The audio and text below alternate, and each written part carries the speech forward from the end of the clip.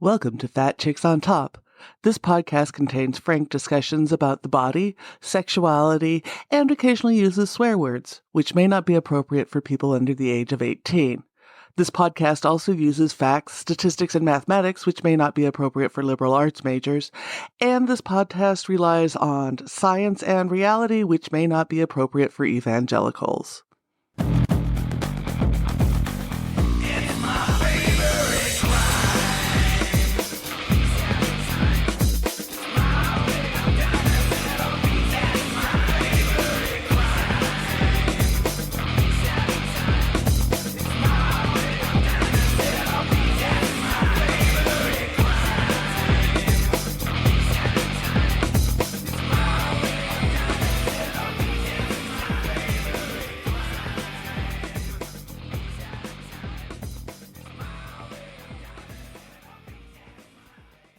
Welcome to Fat Chicks on Top. You are here with your host, Auntie Vice, and it's good to be back.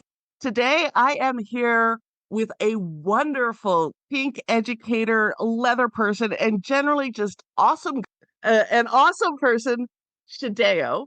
That is correct. They are a leather person based in Sacramento, and I have been watching them flourish for about the last decade, and I finally got them on the show. So welcome to Fat Chicks on Top. Thank you for having me. You've come into the Sacramento community with a bang starting in 2014. You've made quite an impression on folks here. Was this your first time coming into the kink and leather world? In 2014, it was my first time coming into the kink and leather world. I hadn't known anything about any of this a year prior to that. So a friend of mine was hosting house parties that I was going to. And there's like this little spanking challenge. I didn't do well at the time because I wasn't well versed in how to do that. But we had a conversation afterwards because I was like, okay, I need help. I don't know what I'm doing. And the conversation kind of led into like what masochism was. And I was like, ooh, I identify as that. And they're like, wait, what? Did you know there's this website for this? You should check this out. And so I was like on it for about a year, just trying to see what was going on, lurking, afraid to like really connect or go seek out events. But then I did. Then, like you said, I jumped in with a bang. So you discover you're a masochist, and this is part of a lot of, I teach from the subby side of the slash. This is a lot of people. They're like, oh, wait, I've been doing this for a long time, like in different forms. Was that your experience of it? For masochism, a lot of it, there were similarities and things that I had done in the past, but I wasn't doing a lot of kinky stuff with anybody. So that part was new for me, was that, oh, I could do this with people. Oh, this is what this is like. Oh, I would like more of this, please. And you identify as a switch, although you tend towards the more masochistic side. So what brings out your switching tendencies? I want to say energy, like the vibes people bring when they walk into a space, that they exude in a space. I describe myself as a reactionary switch. I tend to read the energy of the person I'm interacting with, and if they are very much presenting a certain way, I will feel that instinctually and find myself falling into the opposite end, if that's considered to. Sometimes there are certain triggers that just put me in those moods, period, like triggers that I have for myself. And then sometimes I just wake up and I just want something. You talk about reading energy of people, and this has been a discussion in the kink world, is, are some people just naturally present as one side or the other of the slash? I think that people naturally present in a space what they desire. Not everybody does, and not everybody is aware of how what they're doing and how they do it. But I do believe there are those who exude certain energies, exude like a submissive headspace vibes, and like it's palpable. You can like read it, the energy that you just like come into room and see from that person is like, oh, you are feeling this way. Okay, I I can fit into this role too. create the space for that energy. Some people, it's they have to learn how they get to that point. And so it's not, I want to say, quote unquote, natural. It's just, it's learning who you are, learning your body, discovering your truer self. For you, is there a gender component because you identify as pansexual? Is there a gendered component to who you prefer to dominate and submit to in terms of gender? I don't want to say there's a preference. Um, there is a comfortability in the experience I have had where I have submitted more to femme presenting people. And so I do feel more comfortable presenting submissively to femme presenting. But I also enjoy, because I have had other play partners and partners who are not femme presenting, and I do enjoy bottoming and cementing in those spaces. I do enjoy being dominant over the whole spectrum of gender expression. For you, is do you know what it is about femme presenting people that make it more that you've fallen more into the submissive role? I think part of it is comes from my background from the life that I grew up in. My mom was a very dominant, is a very dominant woman in our household, and that's what I grew up responding to. And so that's kind of how I fell into the community of, oh, this seems familiar. I'm comfortable in this space. And like I said before, I do enjoy it and I'm comfortable with it, but like I have in the past, and actually currently, have partners that aren't femme presenting that I submit to. So you come into the community and you come in initially identifying more with the masochist, more with the subby side, and you are a black man. Mhm. This co- Sacramento had feels. How how did you perceive folks reacting to that? Because there were a lot of feels in the community at that time of somebody who was vocally black and male and submissive. So there's a dichotomy of feelings. I have to start with I I grew up being a military brat. My folks were military members most of my life growing up, and so I was used to being in an environment where I am very much the minority, if not the only person of color in the room. So coming into the community that way, I was again experienced and comfortable in that environment. So to me, I didn't notice the little things at first when I came to the community. It was very much, oh, I'm this new male submissive who's black, who is physically built because I am former military. Everybody wanted to have a piece. And I was like, oh, I'm wanted. Cool. This is awesome.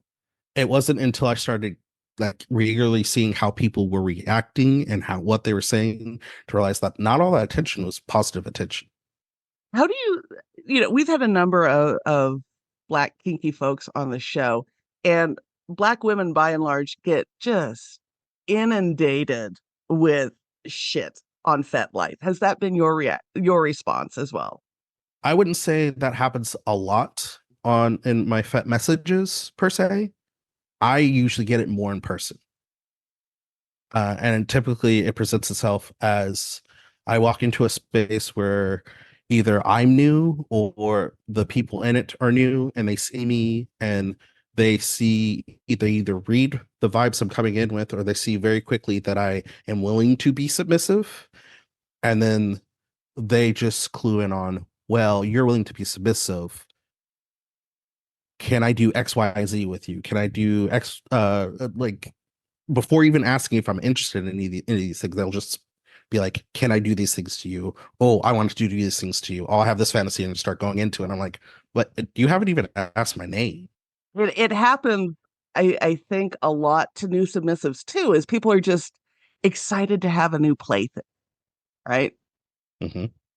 How did you learn to start vetting who you play with? Because now on your fet site you have quite a few disclaimers you got to get through if you want to if you want to approach you, how did you get to that point where you're like, beyond just don't be a dick? Well, fairly quickly, I had some people mentoring me in the community, and showing me the ropes on like what to look out for, how to ask for things, like what's the proper etiquette to approach people for the play. And as I was learning those things, I started seeing like where I could implement that on people approaching me. Um, but it partially it was those one-offs where I was like, I did not like how that went down. I did not like this. Okay, so I'm going to request you don't do that. I did not like this. I'm going to request you don't do that.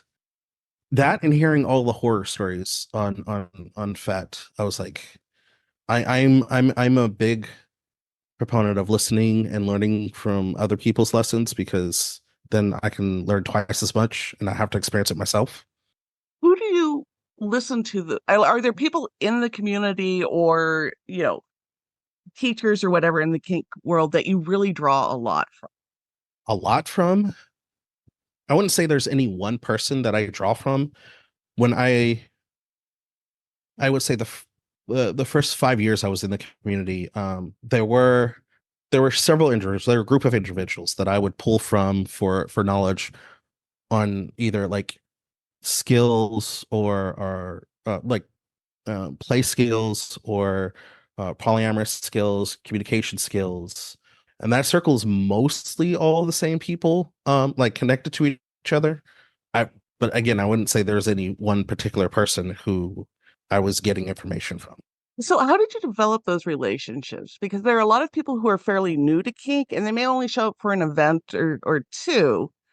And, you know, there's lots of people who claim to be educators and teachers. And then we have all the one true wayers who will identify as educators and teachers. How do you figure out what's right for you? Because there's a million ways to do kink. Yes, there are a million ways to do kink, and what I have learned and what I was taught is you can learn from any individual who's out there. Like everybody has knowledge to give, uh, no matter how right or wrong the goal of their information was. You can find good information from just about anybody. Take what you think you can use and apply to yourself and get rid of the rest. And so what I would do is I would build my toolbox and be like, ooh, that's a nice wrench that you have in your toolbox. I'm going to use that wrench in my toolbox. Hey, that screwdriver, that one looks really cool and really useful in what I'm doing. I'm using that screwdriver in my toolbox. And so like I built up my toolbox over time from going to like several different classes, talking to several different people about the same thing. Like there was like 4 or 5 people in the community when I first came in that knew a lot about electrical play. And I asked every single one of them, okay, how do you do this? So, in doing that and discovering your kinky side and your polyam side, which we will get to, how did it change the relationship with your own body? Well, I learned a lot about like how I pain process. I learned a lot more about like the safety of the body and what are good areas and what are bad areas for a multitude of different implements. I learned how to better define boundaries for myself and how to better negotiate for what I'm looking for. You post a lot of really sexy pics on Fetlife in in various states of play and undress. That is not always comfortable for people. Were you always comfortable just putting it out there and going, "This is who I am and what I love"? I'm still not the most comfortable person posting pictures of myself. There's always been a level of comfortability I've had with my own skin just in life. Society has frowned upon me being as open about how comfortable in my skin I am. Um, but like when I got into the community and feeling like, oh, I can just be this way without any judgment, and not just without any judgment, but like actually be appreciated for being comfortable in my own skin. I was like, I like this. This is where I want to be. And then having the positive responses the first few times, like I was brave enough to post pictures of myself, and to see the repeated appreciation for it encouraged me to be more open about posting pictures. And so, yeah, it was just a slowly building journey for me. There is now an entire fetish dedicated to your beard. When did you grow the beard and how do you maintain it? Because we are all about finding the right products for the right body parts, and people love your beard. Well, so I didn't actually start growing my beard until I got into the community. I actually did not grow my beard until I think my second or third year I was in the community. And at first I wasn't doing too much with like maintaining it. I was just using some beard oil, some generic beard oil, and washing it and just like, brushing it out. And so what really I guess shaped it was just I it's a fidget toy for me. So I'd forever be like like stroking it, and it shapes it to this lovely shape that it is. But like I never did anything to color it. I mean, they say that there are certain juices that affect the beard if you are engaging in certain activities. So that might have changed my color of the hair on my beard. But other than that, I haven't done anything special for it. We are all about the salt and like I tell people I like my men like my steak, a little aged with some salt and pepper and rare. Like same thing. Like that black and white beer. As I tell my partner, his is gentrifying. The whites are pushing out the black, but it's that salt and pepper that's just it's a thing. It's a thing. People have a real attraction to it. And you have that perfect white patch coming down the center of it, which is lovely. Yep. So let's shift a little and talk about polyamory. You identify as solo poly. So for our folks who don't know what that is, can we start with the definition or how it, at least how it looks for you? Yes, I define it as a polyamorous journey where I center all my experiences on taking care of me. My primary relationship, if you will, is to myself. I don't do hierarchical poly, so I there is no one person above the other, but if there needs to be, it is me. I got to take care of myself first. No one gets any vetoing power in how I do things. I do prioritize the people I am with in the moments that I am with them, but I do not make anybody feel less than anybody else that I am with. How did you come to that style of relationship? What was it about it that worked for you?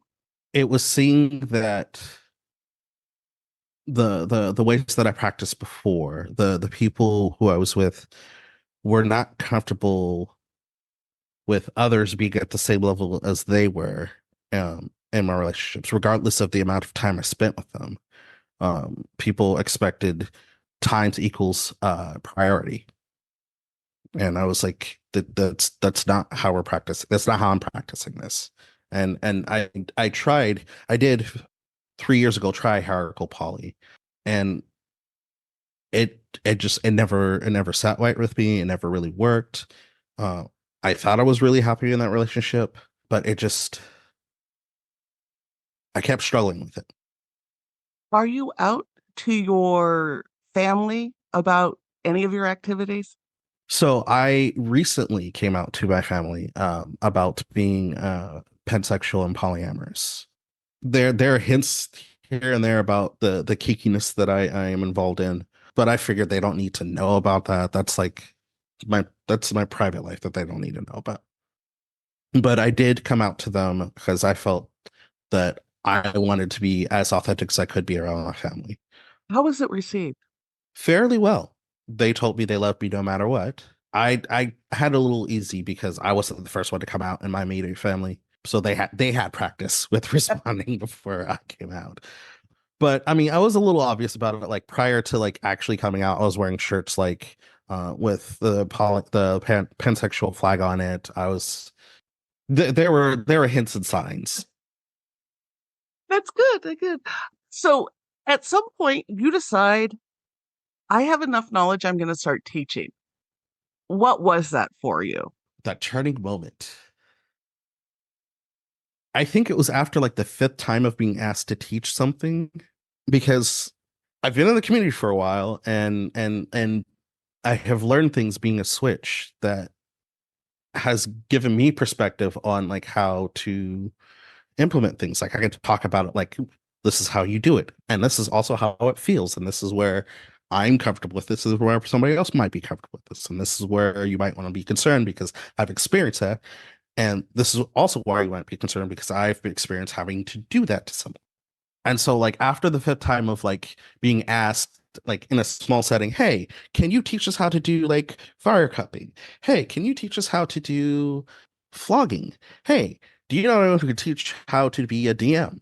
I was like, okay, I should probably do something like formalized now. And so I gave myself a bit of a challenge sometime last year. I was like, cool.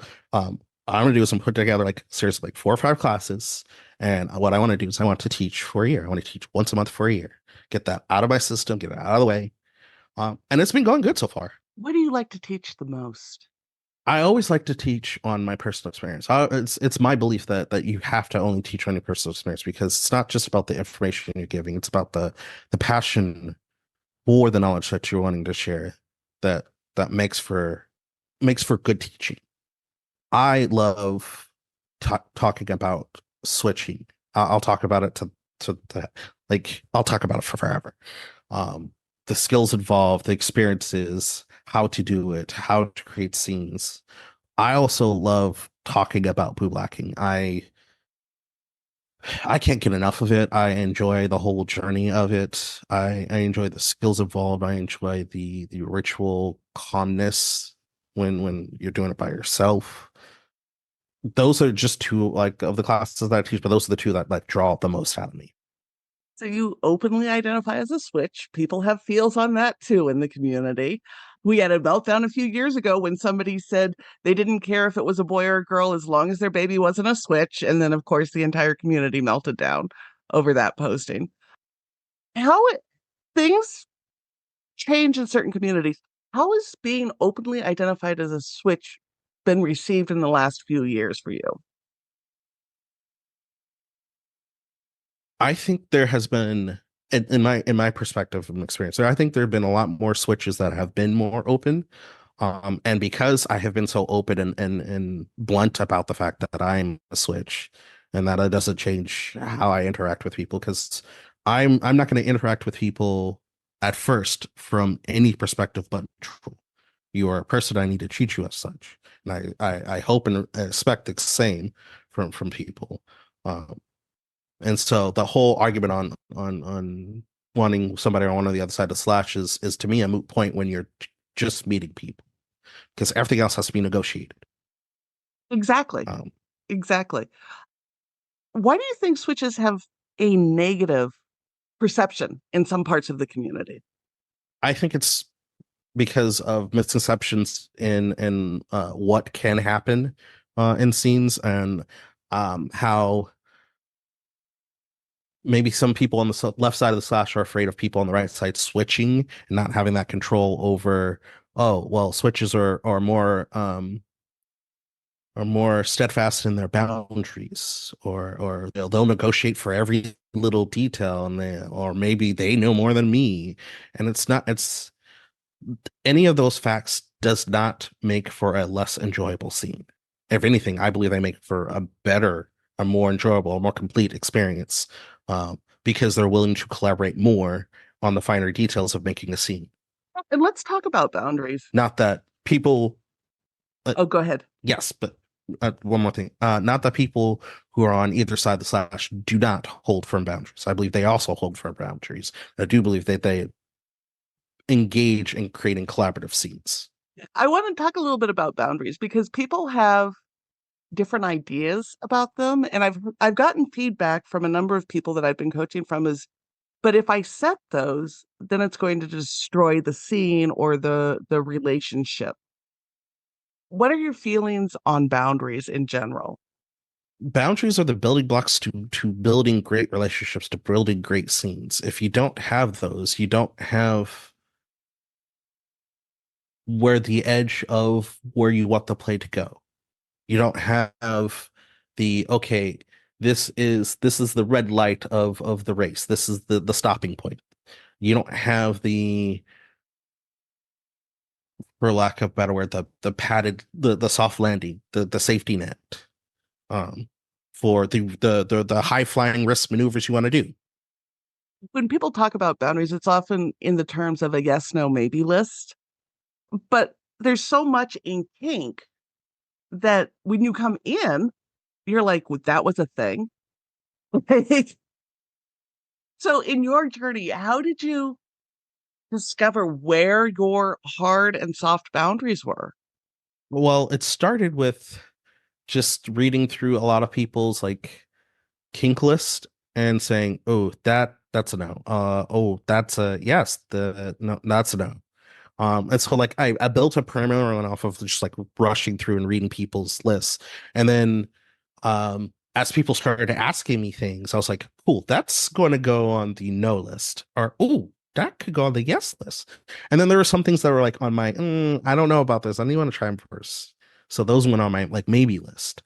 Um, and over time, I started exploring some of them, and they either shifted or they didn't.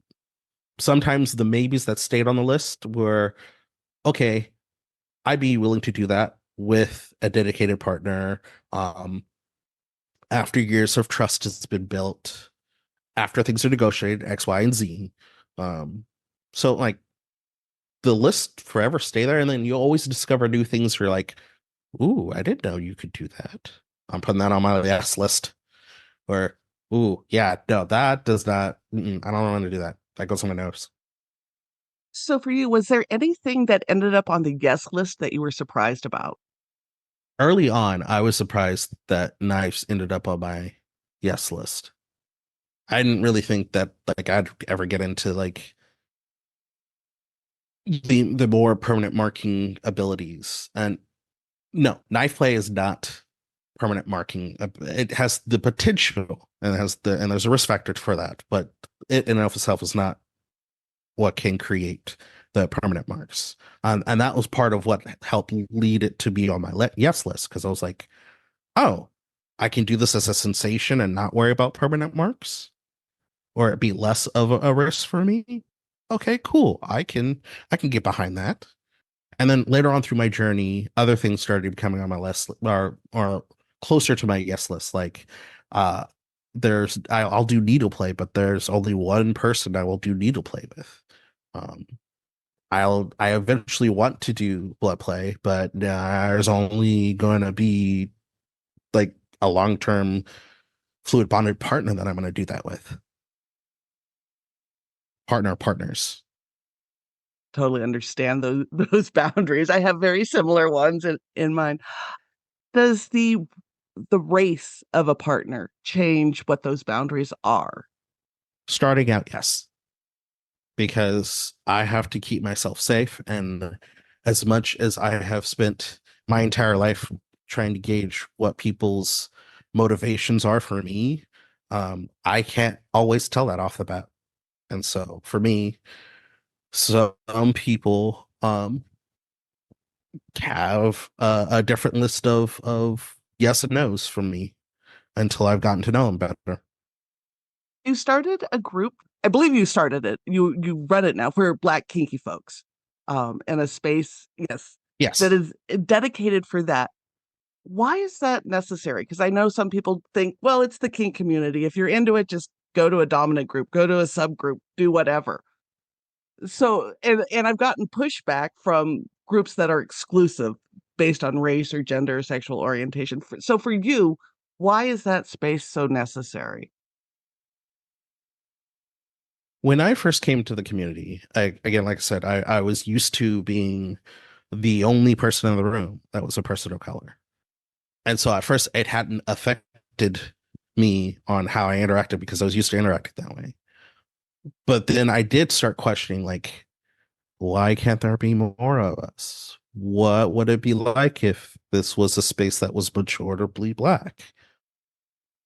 But I didn't really start asking those questions until I went to IMSL, International Miss Leather, International Bootblack competition. And while I was there, I got an invite to a play party that was exclusively for black folks. And the whole vibe of the room was different than anything I'd experienced in the community. The music was different. The play was different. The way people were interacting in the room was different. And I was like, oh, this is what I've been missing. This space, I feel comfortable doing this X, Y, and Z kind of play in. I would really like to explore this. And then right after that experience, I came back to my community and was like, oh, okay, this is what's missing from my community. This is not okay.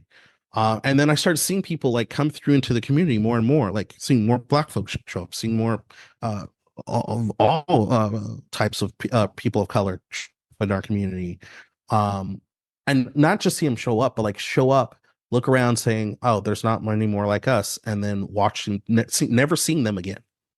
And like I'd hoped for years that somebody would create a group, because I had heard about different groups in the different areas, but no, there was nothing in Sacramento. And so when I came back into the community after COVID, I was like, okay, I think it's time. I'm willing to create something, because I'd been involved with supporting others, like support groups, and so I got the experience of seeing how they're run, of assisting running them. And I was like, okay, let me find out what the steps I believe I need to take to make this a reality. So the week we're recording this, I have Dr. Nick McGlynn on the show, and he just put out a book on his research on bear bodies and bear spaces in the UK. And when we were talking, he brought up when he's a bigger body bear, and when he's in a bear space, there's something that is kind of transformative, and the way you feel in your body is different. Did you experience something similar when you're in an exclusively Black space in the kink world? Yes, I'm always aware that I am slightly on guard no matter what space I'm in, unless I'm around family, unless I'm around my biological family, unless I'm around Black spaces. Uh, because there's something I always have to watch. Like I always have to make sure that I'm safe. And in the world we live in now, I have to watch out even more so than I did like 10 or 20 years ago. And so coming into that space for that first time, I didn't realize it then, but yes, there was a whole like almost guard letting down, unmasking that I did to like be my more authentic self that I could be, that I wouldn't be in any other environment. When you leave those spaces and have to go back into the broader world, what's the feel like? Is there is there aftercare that is needed to come back into the broader world? And I ask that because my partner is a Black man, and I can see when he's been with a group of Black men, like his body language is different, his the way he speaks is different, and even coming back to me, which is a pretty safe space for him, there's a shift. So do you feel that shift that has to happen kind of ease you back into the broader world? I wouldn't say ease, but I do believe it is a practice shift that is almost imperceptible, because it's been so automated on a daily basis in my life of cool, I'm existing, I'm being out in this world, I have to act a certain way, I have to speak in a certain way. For me, the way I grew up and was taught, I have to speak very eloquently. Like, yes, I like speaking eloquently, and I like the words I use, but do I always speak this way, especially when I'm around Black folks? No. There's different ways I speak. There's different ways I hold myself that feel more comfortable, and shifting back from that, yeah, I would say there is aftercare, there should be aftercare, but that comes down to probably just like my introverted space. Like, okay, I need me time now.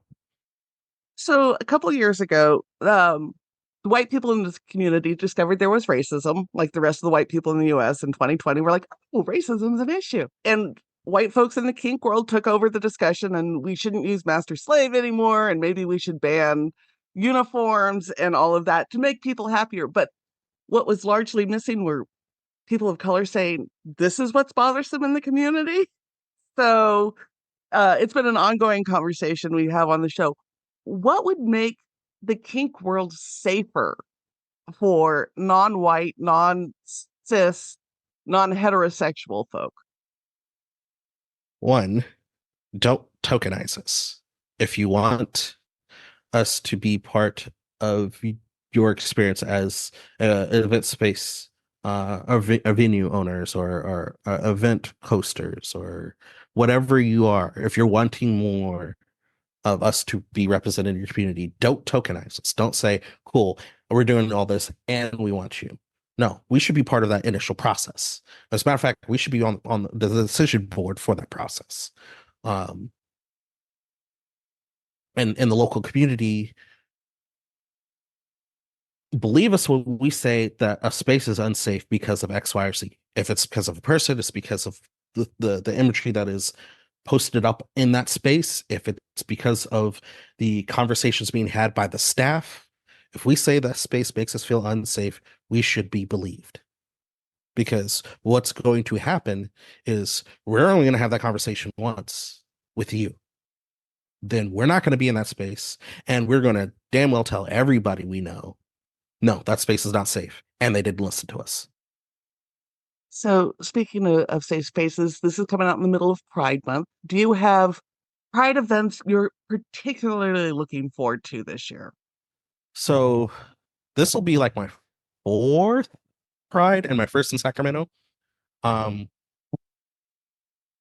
every year that I've gone to Pride before, I've always enjoyed going to the leather section of Pride and seeing like all the all the people gathering, all the conversations being had, all the demos, seeing the bootblack stands. Ah, I love being there.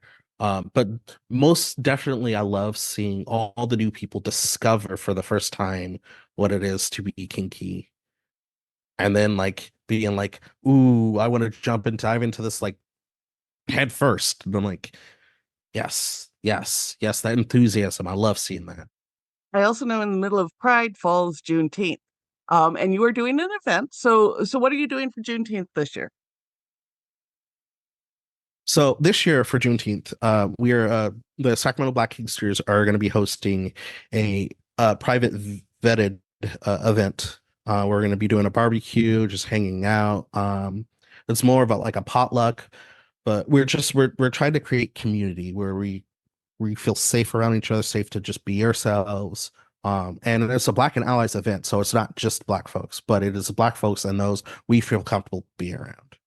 Um, And this year, like I said, it's going to be a vetted event. So the last time we're vetting for it will be actually this coming Wednesday. So you can find that out on FET. What are you currently grateful for? I'm grateful for the support that I have in creating this group. Um, that was one of the first things I was worried about like starting this group was that I'd have to do it by myself. Um, but I was very grateful to have the five individuals respond positively to wanting to create this group with me. That's wonderful. If people want to connect with you, if they want to follow you, if they want to take one of your classes or hire you and pay you to teach, where do they find you? You can find me on Instagram, on Facebook, and on FET. I go by Shedao on all three. It's spelled Shedao. On Instagram, it's Shedao underscore Tyko, Tyko. Excellent. And listeners, we'll have all of those links and more always in the show notes. Thank you so much for being here. You're most welcome.